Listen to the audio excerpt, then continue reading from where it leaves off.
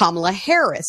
Now, she came out with her economic opportunity communist price fixing plan.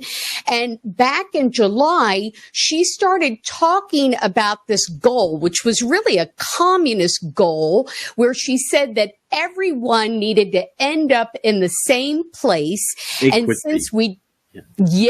since we didn't all start there, some people are going to need more. And that's what she called it, equitable distribution.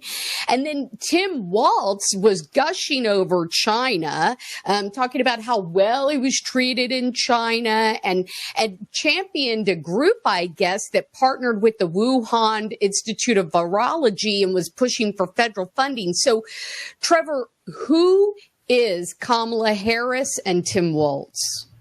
Well, Kamala Harris, you know, most young, if you ever meet an American communist, and they're not exactly thick on the ground, they'll usually become a communist in college, right?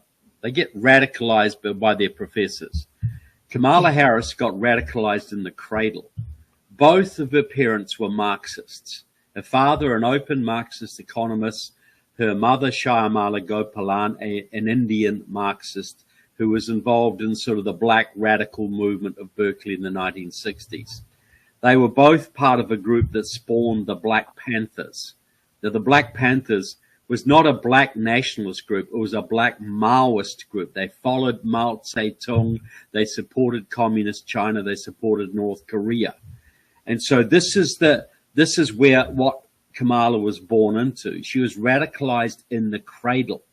And so she went to a Marxist, a radical left social club when she was in grade school, when she was 7, 8 years old, listening to Marxist poets and this kind of thing. She has been involved. How would I put it? In the 1960s, most young American radicals were Maoists. They didn't like the old Soviet Union. That was old-fashioned, old hat. They loved Che Guevara. They loved Mao Zedong.